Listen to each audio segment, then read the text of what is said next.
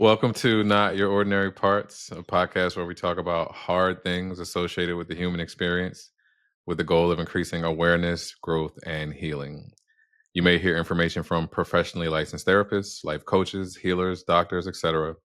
This information is not medical advice or therapy and is not meant to replace actual therapy or instructions given by a doctor or a personal therapist.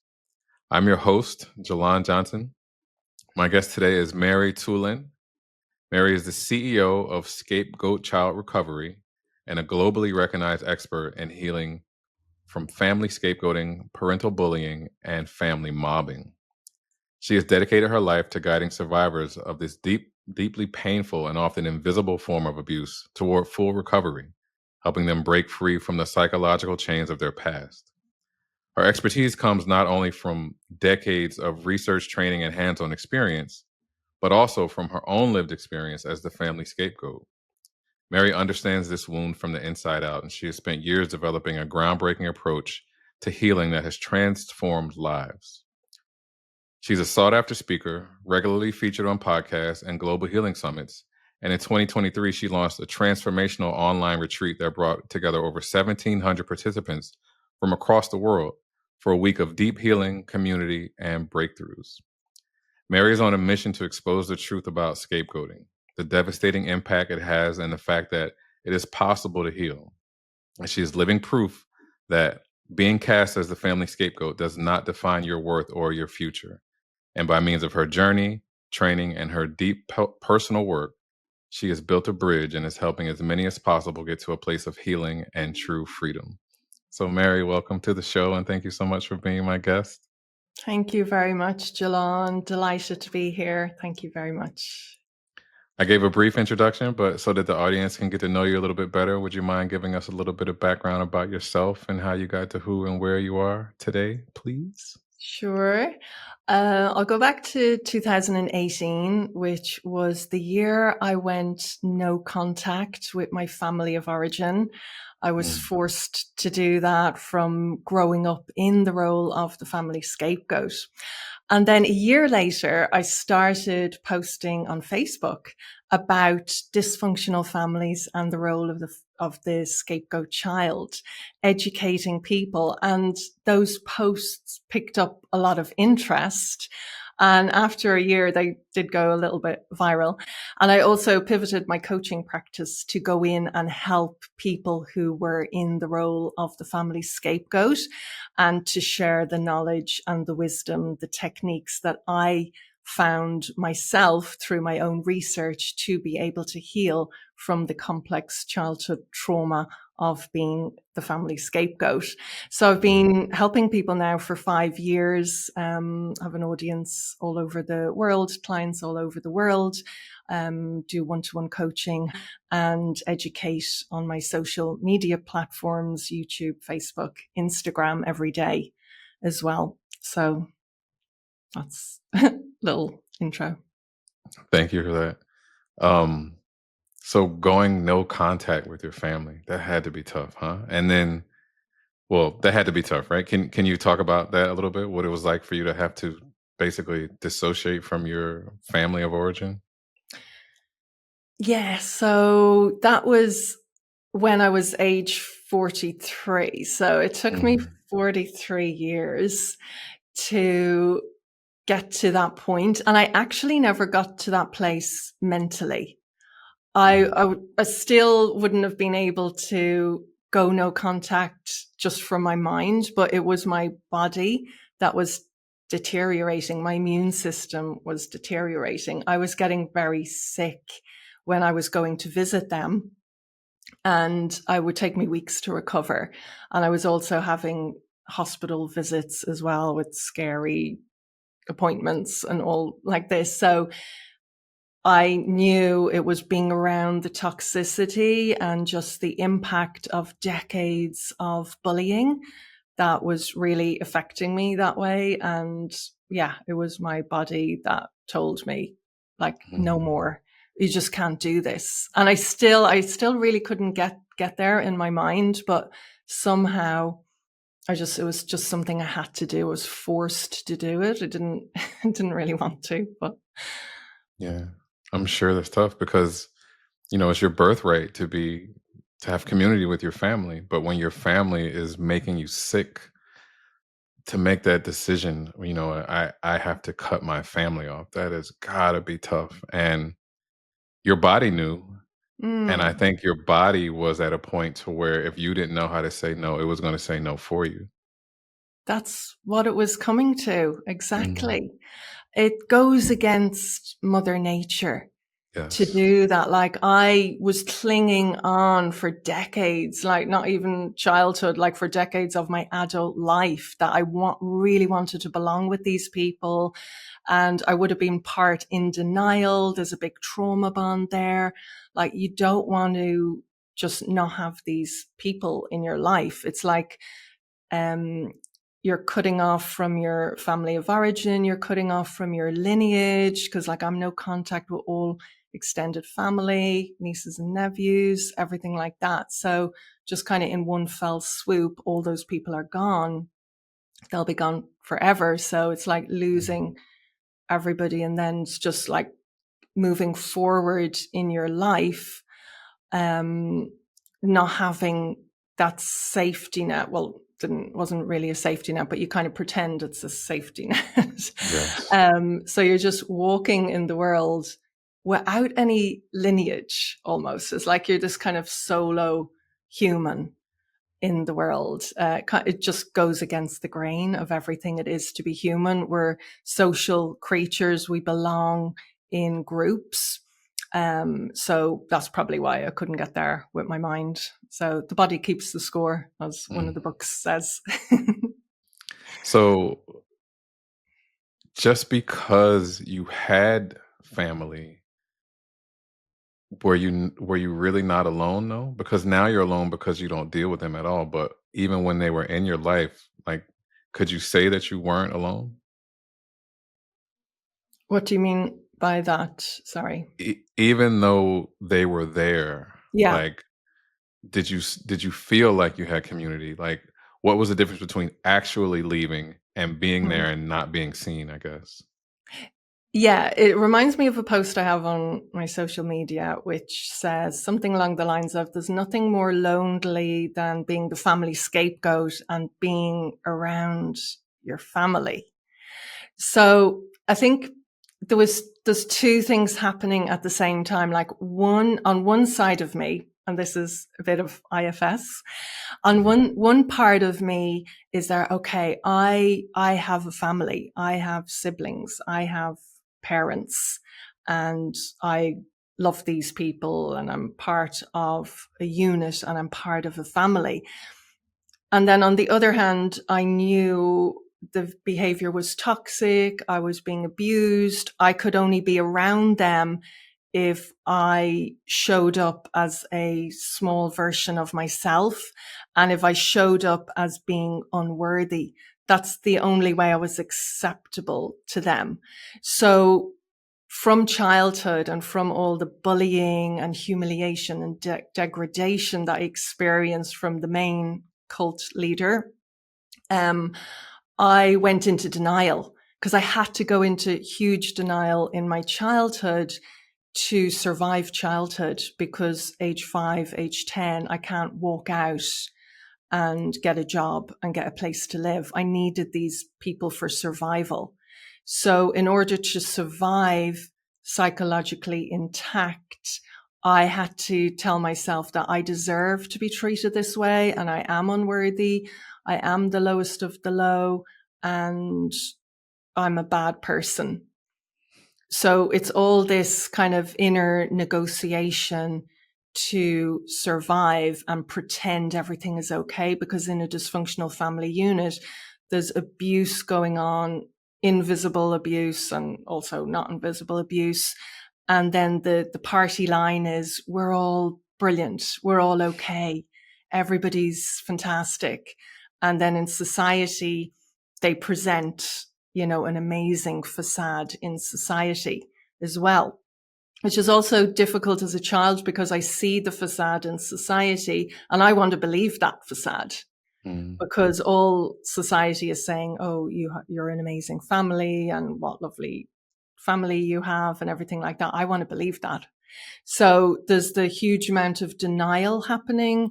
And then also the other part of me that knows I'm not being treated well and I feel like crap about myself as well. And I can't really talk to these people. So very alone with that as well. But yeah, it's a bit like how you would feel as a child, like you're around abusive parents, but it's scarier to be walking out on the street in New York City as a child. Like, which is scarier? Yeah, the lesser of two evils, I guess. Mm. So when you started posting on Facebook, did you ever think that so many people would resonate with your story and your experience, and that like your post would go viral and you'd be writing an ebook and all those things? No, not really. I was doing it a lot for myself because it was a nice little outlet. And I was Mhm, maybe a bit because the main cult leader died in 2019. So it was a couple of months after that. Maybe I was just processing stuff and felt a bit safer in a way about any kind of retaliation because he was out of the picture. mhm, So then maybe I accessed a little bit of kind of righteous anger and I was there. I'm going to talk about this. I'm going to put this out there. Like, this is what's happening. Dysfunctional families, the role of the scapegoat child, because my entire life I've been trying to understand it. I've been trying to ask myself, why is this happening?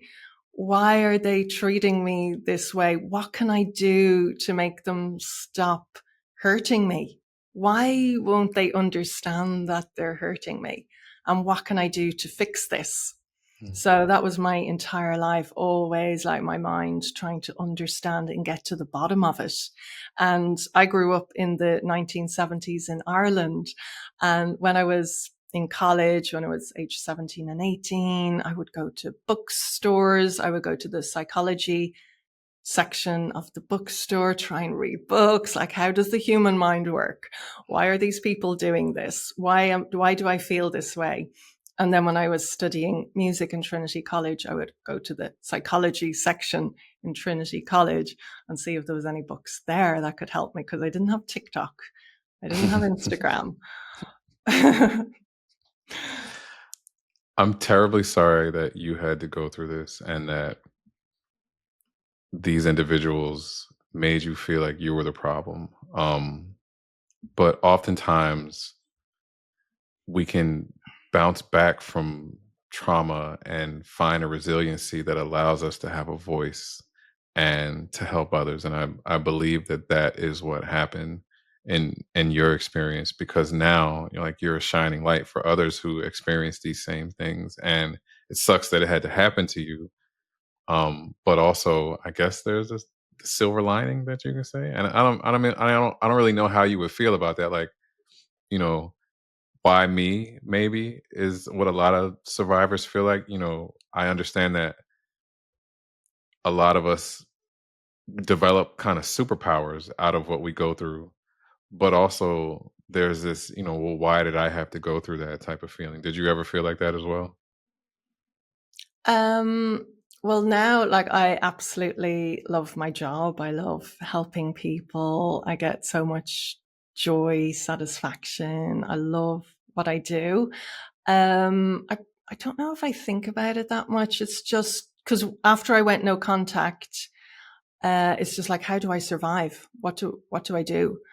So you just kind of keep moving forward, and also I'm maybe unemployable now, or like it's really hard for me to work in maybe an office environment. So I just had to learn, how do I survive and how do I support myself? So don't really maybe think about, oh, this is what I was supposed to do or anything. Like, Mhm. I'm living it. So I'm just living day to day. Don't know what it kind of looks like for other people, or maybe when I'm age 90, I'll look back and put all the pieces together or something. But for now, I'm just doing what I'm doing and I'm really enjoying it. And yeah. Well, what you're doing now is more than Mhm. enough, and I'm sure the response that you get from individuals that you're helping makes you feel amazing. Yeah, absolutely. Yes. And I do kind of lean into, having mission about this and helping as much people as I can and, really getting the right tools for scapegoat child recovery. It's a very taboo form of abuse.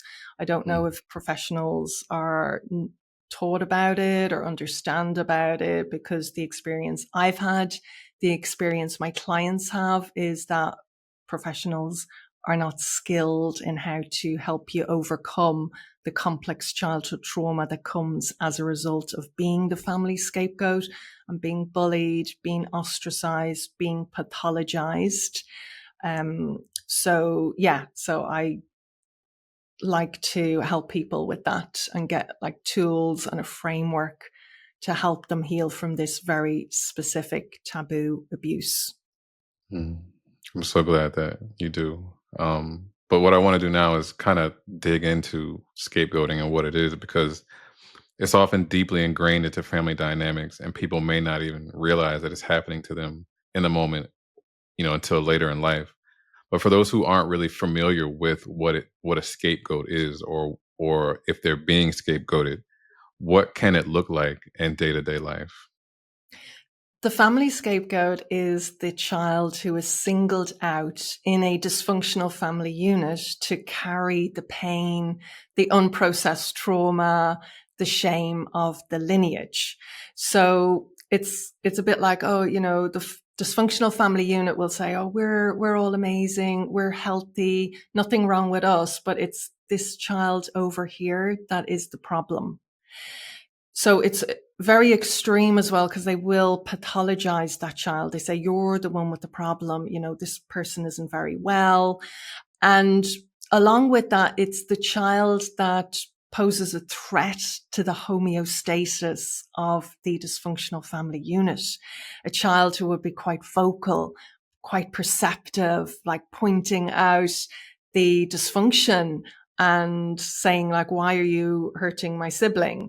Or why are you acting like this? Like that's very problematic for the elders who do not want to take any responsibility for their behavior, just want to keep hurting their children and have all these maladaptive behaviors that they have no intention of looking inward or understanding that they're hurting another person. They just want to carry on like probably the family has carried on for hundreds of years. So the family scapegoat takes the brunt of everything. It's like a buffer. And it's a nice kind of excuse for everybody to say, oh, this one over here is the problem. And then what the elders do is they'll alienate and isolate that child, make sure that the siblings know that you're not allowed to be friends with them.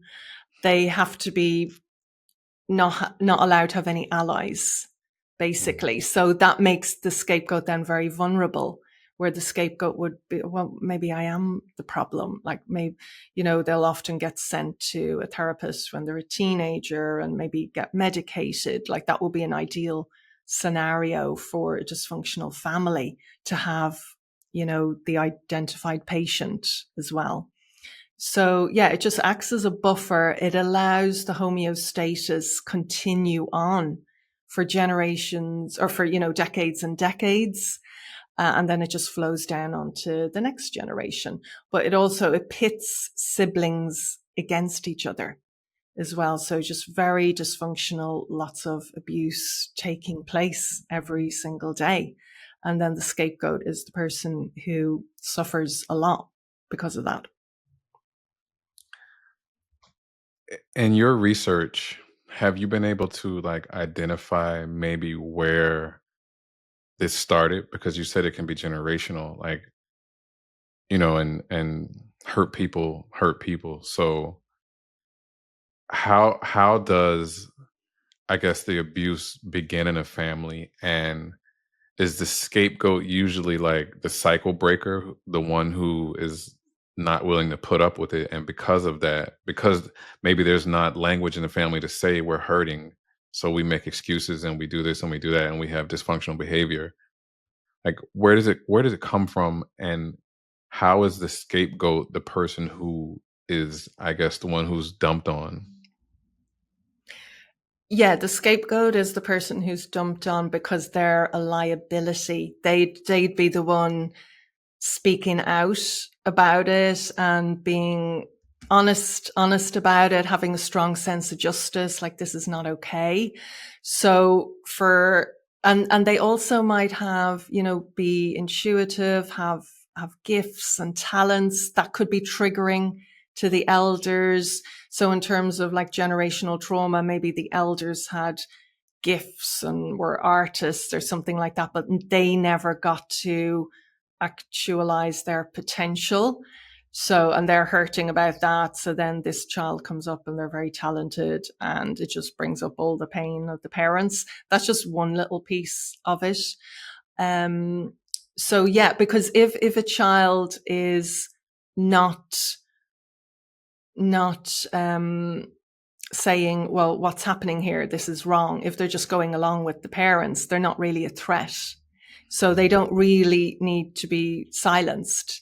But it's the scapegoat child who will be vocal and will kind of fight back and be very independent minded and also different, have a different set of values to the dysfunctional family unit and just not want to go along with it.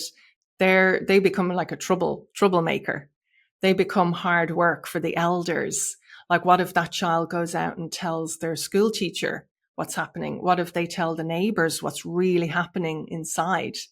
That's just really ruining the reputation of the elders in the dysfunctional family unit. So it just ties in with like dysfunctional society, and just, the trauma that humans have over generations and generations, not having skills and tools to be able to deal with trauma in a healthy way, and just suppressing that trauma.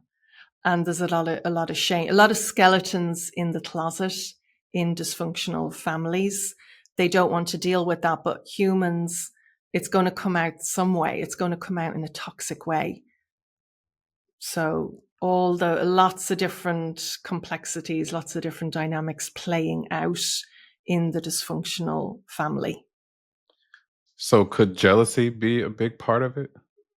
If, for instance, like you said, one of the elders had talents and gifts, but wasn't able to, see them through. And now there's this child who has these same gifts and times are different. And just being who they are and having the comfort of being safe, their gifts show up more. Can that be something that the elders see and say, well, I want to suppress this child because I didn't get a chance to do it. And I'm jealous that they have the autonomy and the freedom to express themselves? Well, I can share something from my personal experience around that. So my ex-male parent, he sent us all to music lessons, and he had a passion for music. And like, we were sent to Irish music lessons, like that was his passion. And I then, as a teenager, started learning classical music, which wasn't his cup of tea. He didn't grow up with classical music, but it's really weird because on the one hand, like, he would be very proud of his children who are doing music, like it was a great thing to talk about and everything like that.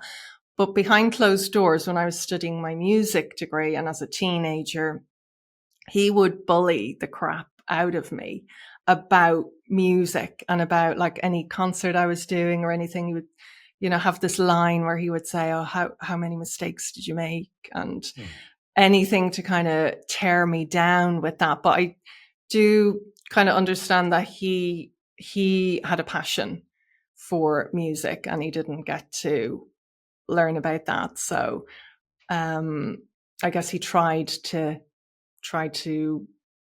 share it with his children, but then there was like a real toxic side that came to that as well. And yeah, probably jealousy as well with me. But as a child, I don't understand that. My parent is jealous of me. It doesn't make Mhm. sense at all. So yeah, stuff like that going on. Lots of different polarities happening at the same time.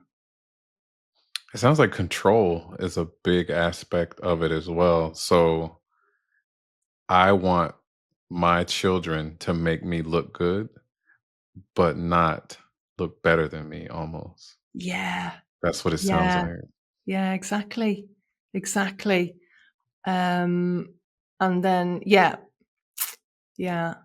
that's it. Yeah, there's a line like don't cross over this line. Yeah, make me shine, but don't outshine me because Yeah, then I have to deal with the discomfort inside of me of knowing that I didn't reach my full potential or this or that or that.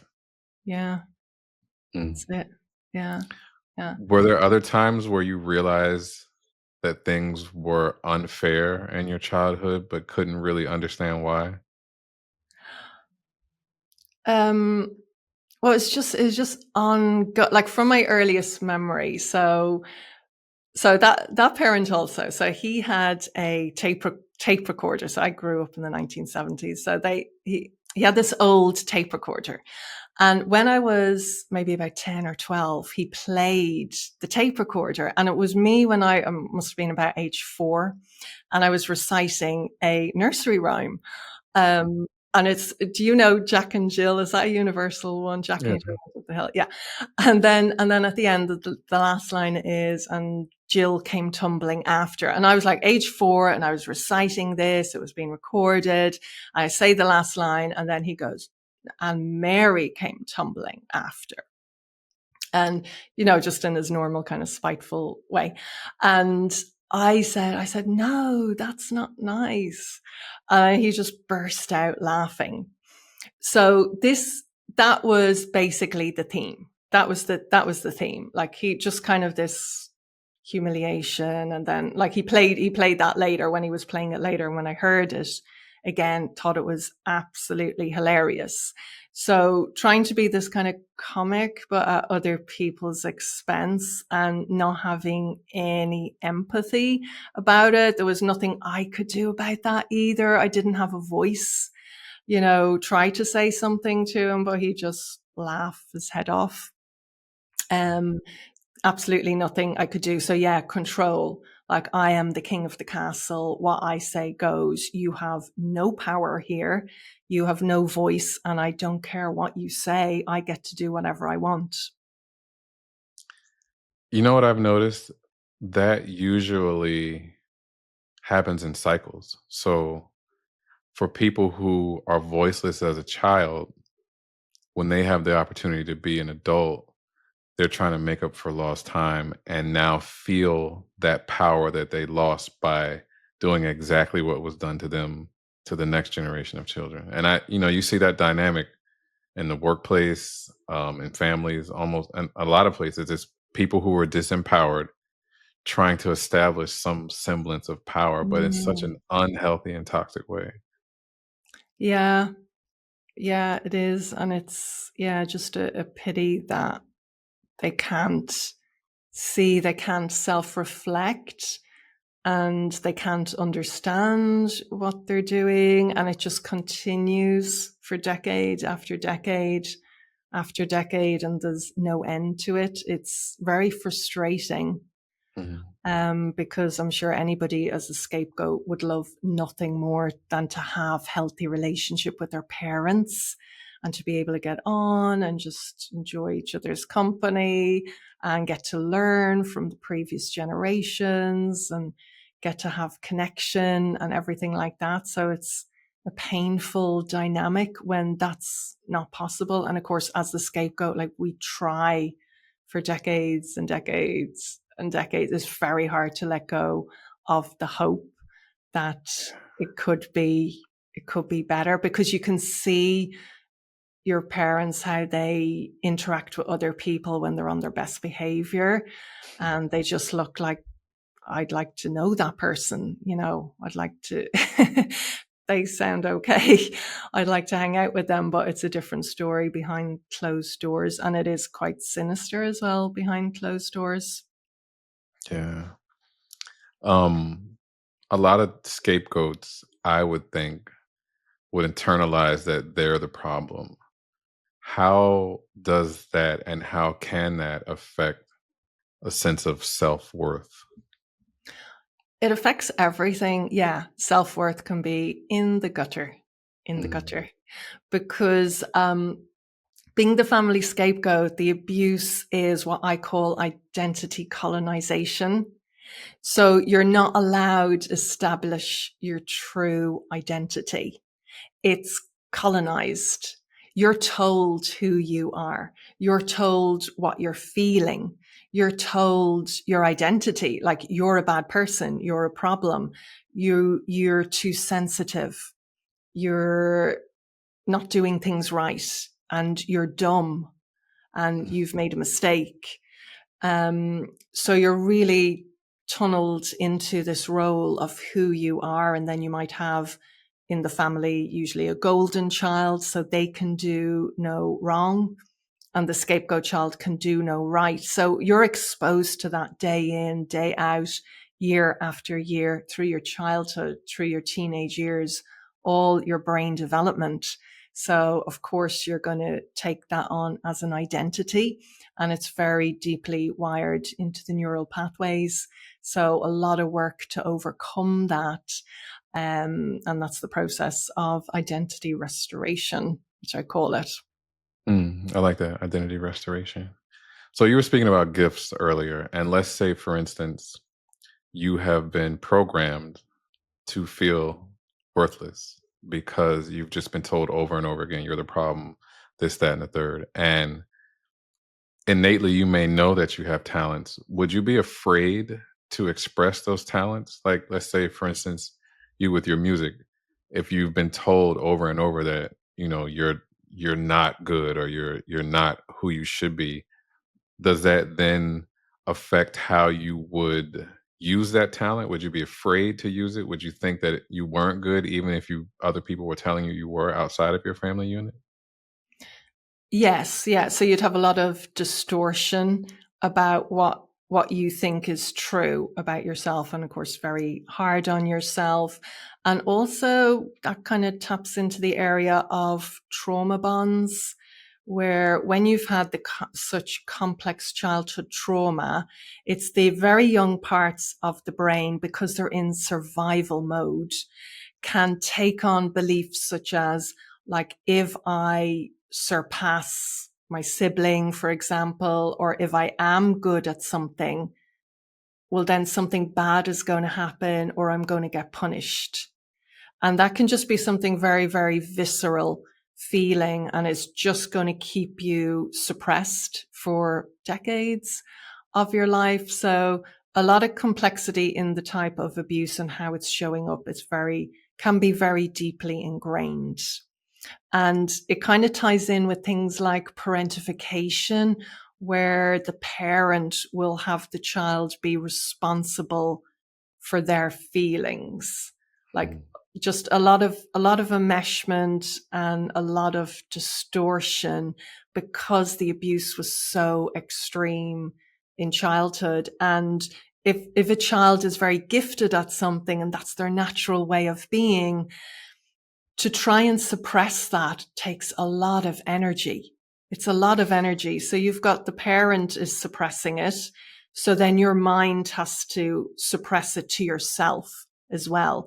And that's going against the grain of Mother Nature. That's using up vital life force energy that you could be deploying to embracing your gifts and talents and getting on with your life, but you're using up a lot of energy to keep it suppressed and to be showing up in the world as a smaller, lesser version of yourself. That takes a mm, lot of energy. And then of course you've done that for so often that you start to believe, like, okay, this is my identity. But then you don't feel comfortable with that, because it's not your true identity. So you're not living as yourself, you're living as somebody else. And that's what the family will kind of reward you for. Like if you're showing up with your low self-esteem, low confidence, making mistakes, not getting on well with your career, you'll be rewarded for that. You know, they might be nice to you for a while with that. So, if love is something that a scapegoat is yearning for in order to receive love and support from their family, it almost sounds like they can't love themselves. The scapegoat can't love themselves because they need the love well, it's like how our parents treat us is how we learn to treat ourselves. So in the dysfunctional family unit with the scapegoat is being treated with there's a lot of energy of hatred. And the parents are directing a lot of hatred. They're probably projecting out their own self-loathing onto the family scapegoat. So then, like human beings, like we don't have access to the best therapist in the world every single day of the week when you're age 8, continuing Sure. on. So you're just adapting how your mind knows how to adapt when you're a child. So you'll take on self-loathing to yourself. That's how it works. That's how humans adapt to that, because you can't be a child age 8. I'm confident. I'm having all my gifts and making lots of nice friends. And then your parents are absolutely livid that you're succeeding in life. That's not going to work. You're not going to survive. You're going to be out on the street, and then you're not going to live. Wow. Um, so are there moments when people wake up and just get it and realize like, hey, this isn't right. Like I have been told I'm the problem for so long and I'm not.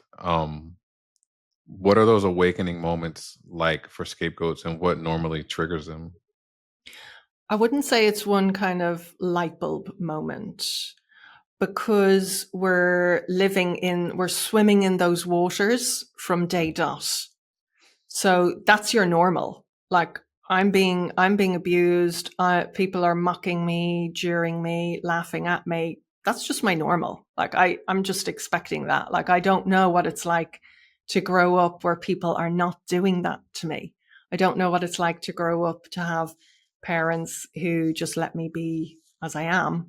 So I think it's a case of like, that's happening, but you have to go into very thick denial that it's happening. Otherwise, you would just collapse and never want to get up again because it's just too heavy a burden to carry. So your mind has to keep flipping reality and saying, no, these people really do care for me. It's me that is the problem. I probably do have all these pathologies that they're telling me I do, you know, because they care for me and they love me. And that's what they tell me every day. So your mind is constantly flipping reality to adapt in order to survive and get through childhood.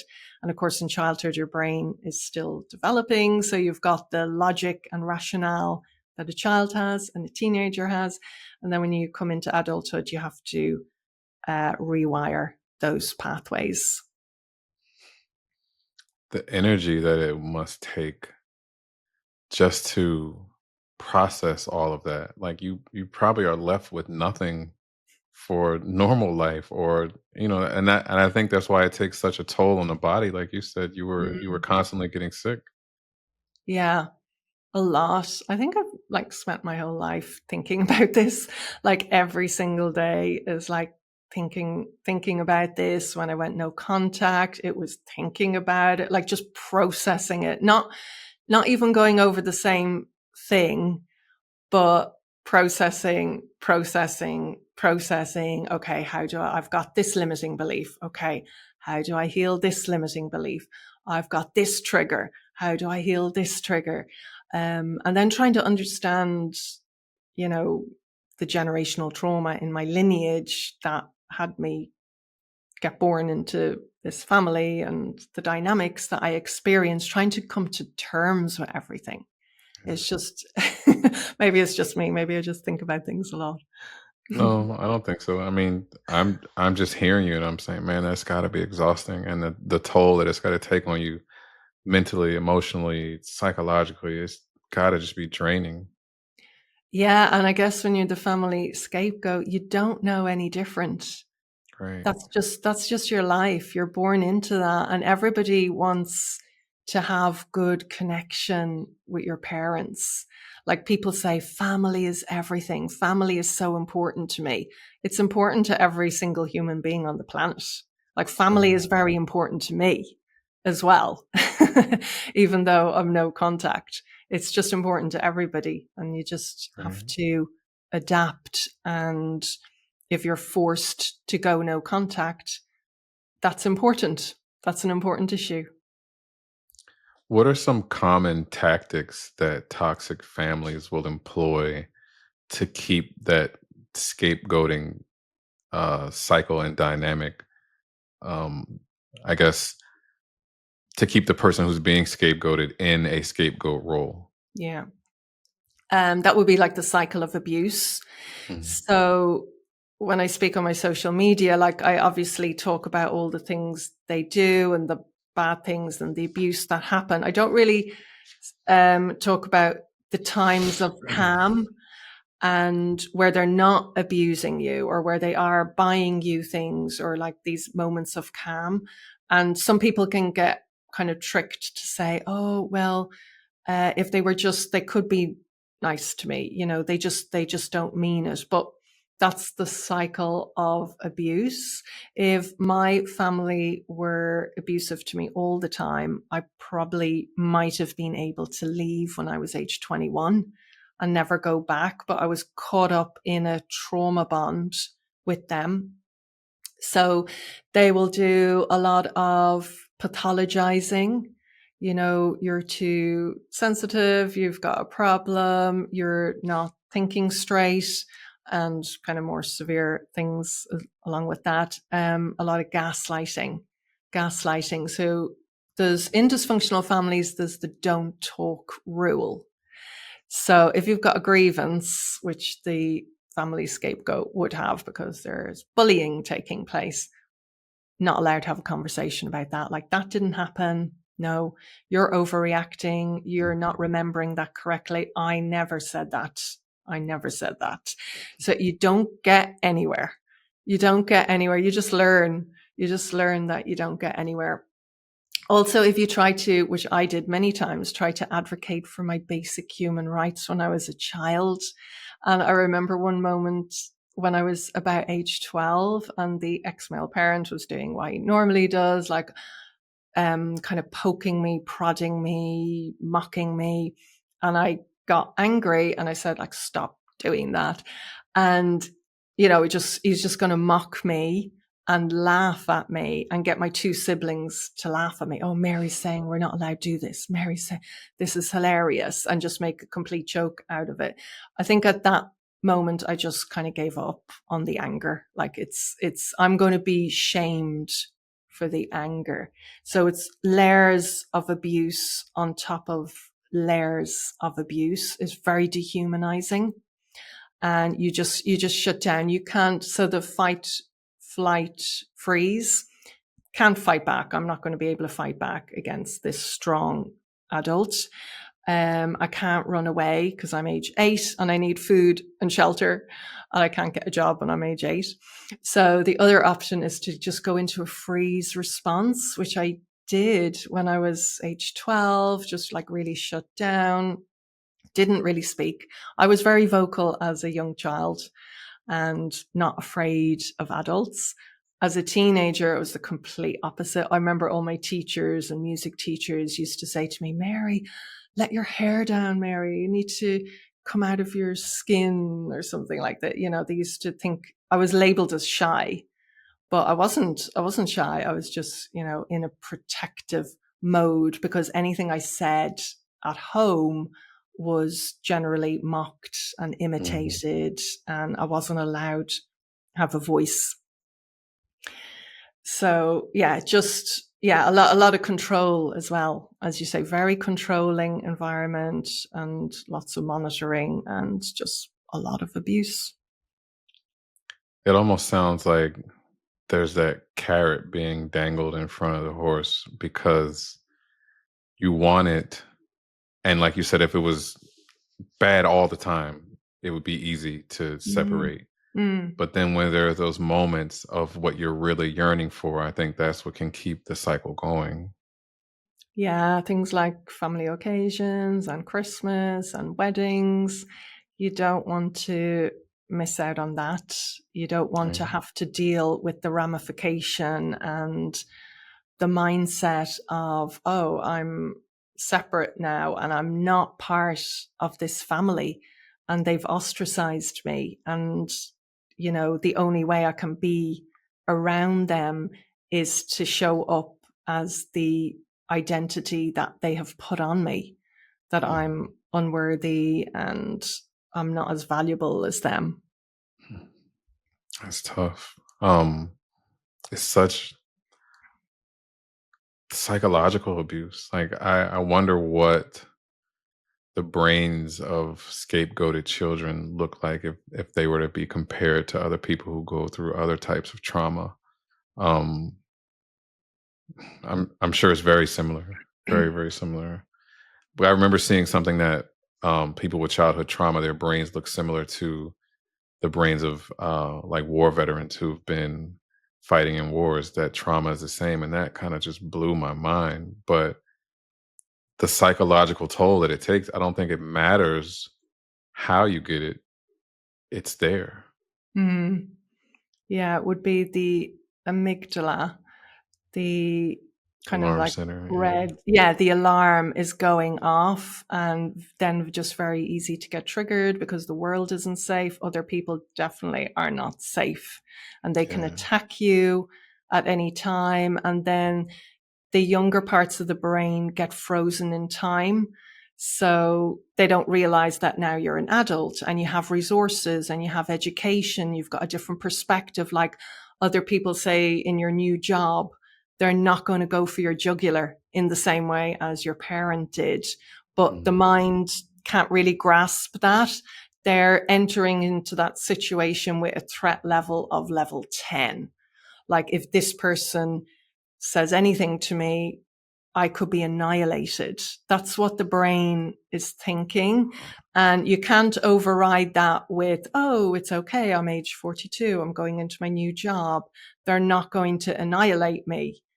But that doesn't matter when the trauma is in your amygdala. You can't just override that. It's Right. very deeply lodged trauma.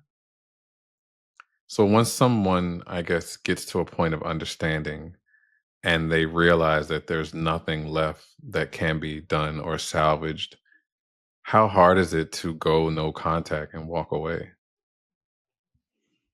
Well, very, it's very, very hard. And again, with things like trauma bonds and, maybe feeling guilty, which would be toxic guilt and all the messages.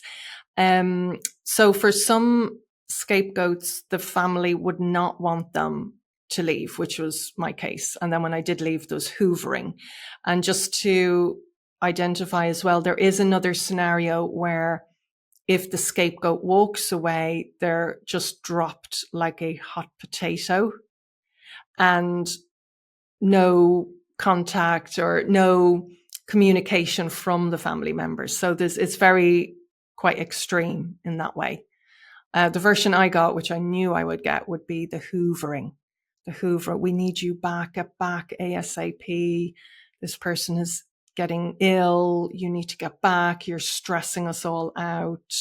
All this high drama.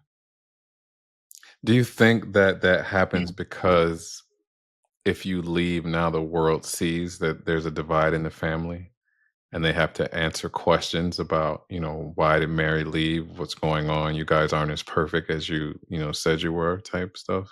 Yeah, definitely could be that, especially when I didn't go to the ex-male parents' funeral in Mm, Ireland. I'm sure they had some questions or had to kind of come up with some narrative as to why that was. That would have been, I can imagine, very stressful for them.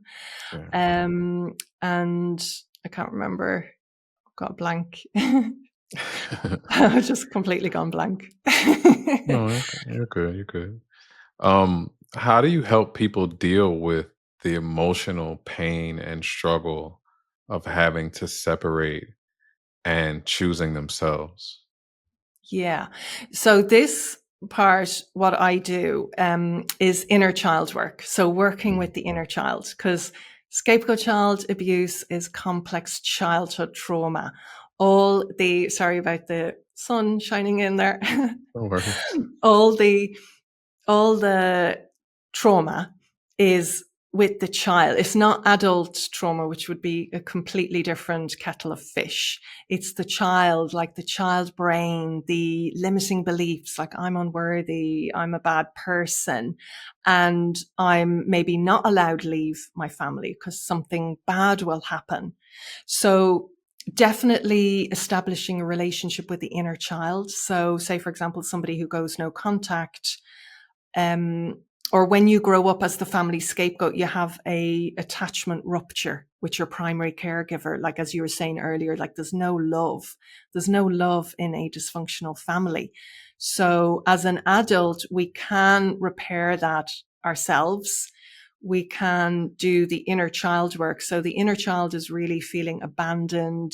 That's the part of us who will have a belief such as I'm all alone, I'm unworthy, nobody loves me, everybody hates me. And then we, as our adult self, can repair, can build a bridge. So that's a very, very important piece of work of scapegoat child recovery, where we connect with the inner child, and then that inner child kind of wakes up and turns around and say, oh, there is an adult who cares. There is Mm. somebody here for me. I'm not all alone. And that really helps to soothe the feeling of walking around in the world being completely isolated and alone. Mm. Okay, so I have a question about when you leave, the two types of treatment that you get. You said one, you can be dropped like a hot potato, which I'm sure is also painful, very painful. But then, the guilt and shame of you leaving, like you said, they'll accuse you of things like, if you leave and mom dies, it'll be your fault she's dying Yeah. or something like that. Yeah. How do you help people deal with the weight of that?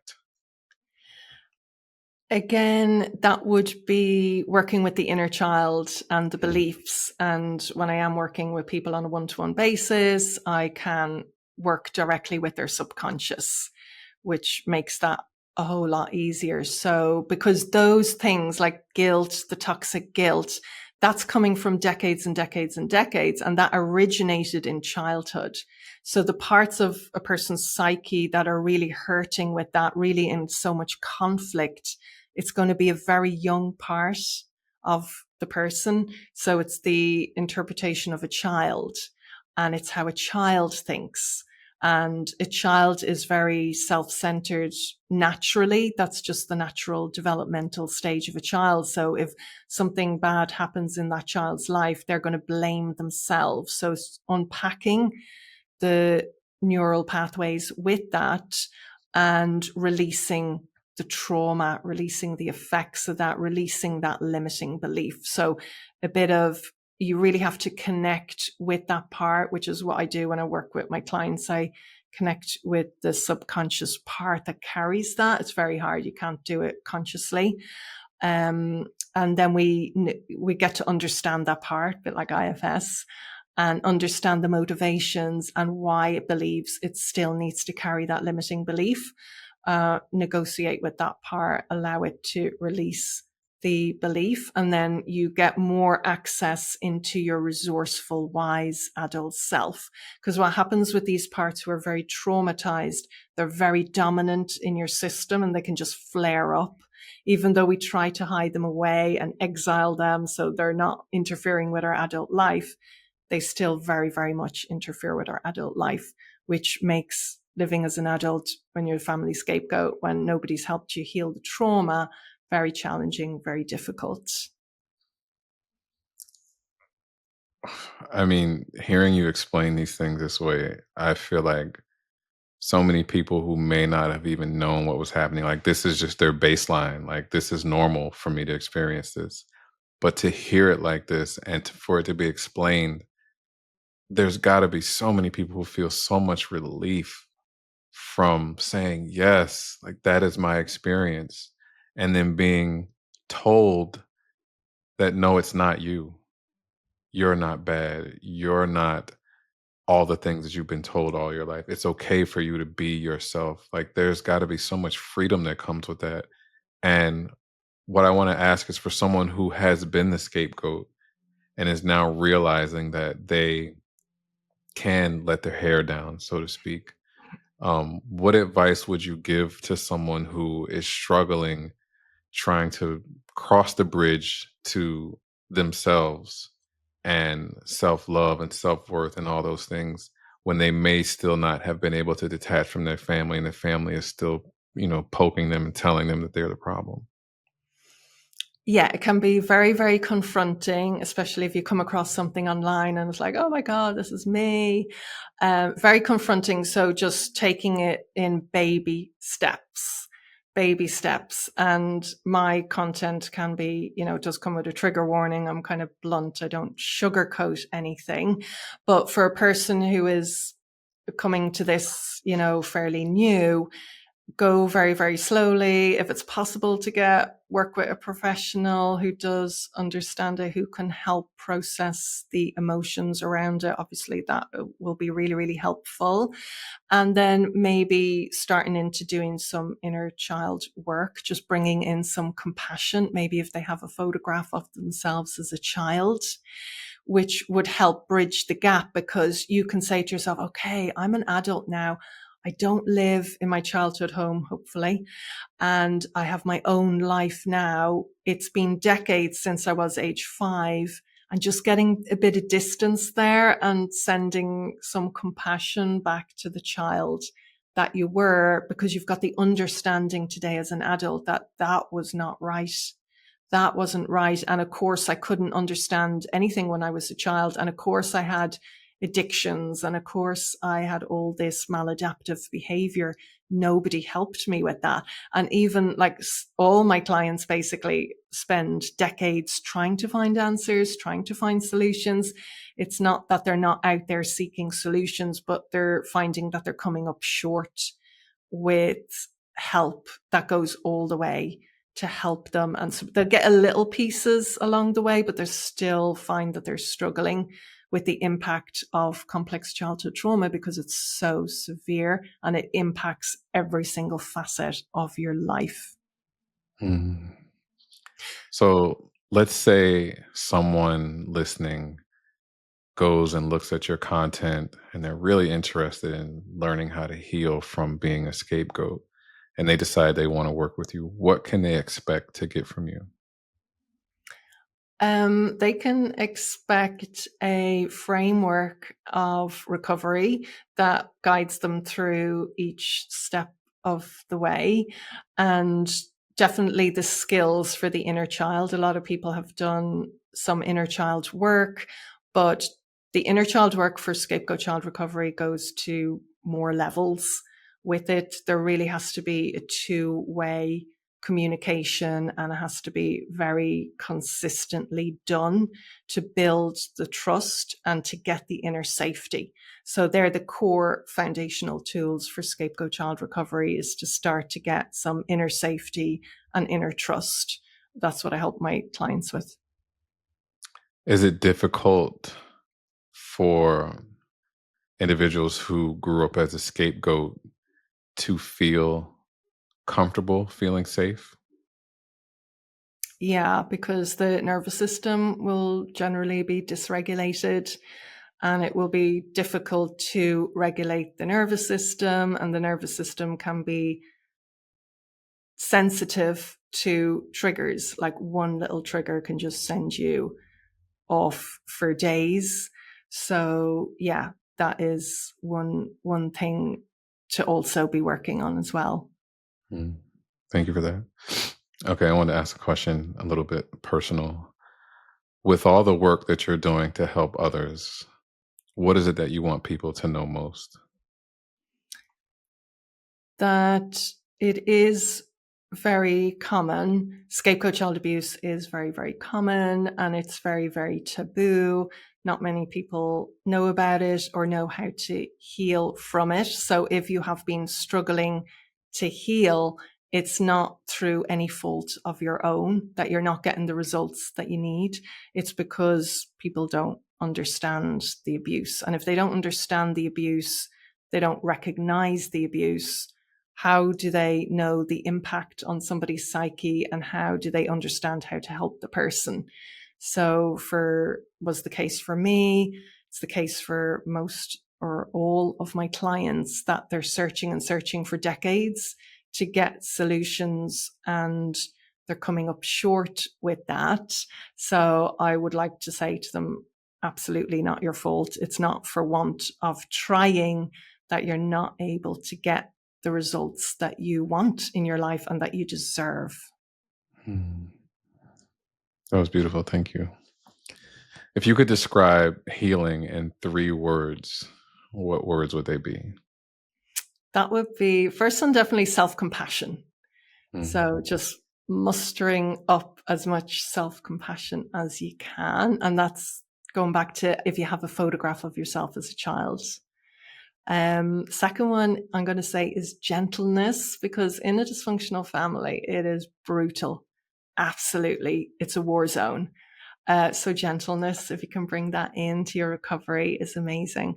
And the third one I'm going to say is consistency. It's a daily practice to be healing from the role of the family scapegoat. I do my daily practice every day to continue to recover from the wounds.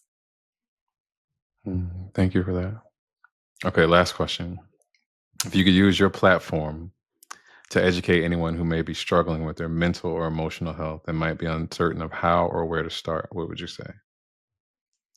I would say, and again, just take your time with the process. If you're new, it can be extremely confronting, lots to digest, lots to unpack, lots to unravel. It's like realizing you had a different identity, and now you're stepping into learning about your true identity. So that's a whole process. So definitely take your time with that. And yeah, start with some inner child work to rescue the child that you were. And the good news is that you can be the loving parent that you never got to have. Wow, thank you for that.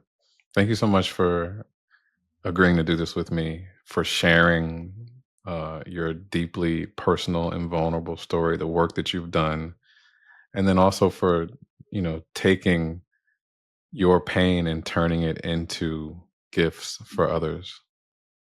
Thank you very much. Delighted to be here. Delighted to be able to share it with you today, Toolan. I appreciate that. If people want to find you online or on social media, where can they find you? My website is marytoolan.com. Toolan is how you spell my surname. And social media handle is at Scapegoat Child Recovery. You can find me on YouTube, Instagram, and Facebook. Okay, perfect.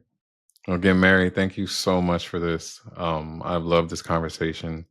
I think it's going to be a dynamic tool for people who need it, people who are suffering abuse and don't know that it's abuse. So thank you again for your time. Thank you for the work that you've done. Thank you for who you are. Thank you for what you do. And thank you for how you do it. Thank you very much, Toolan.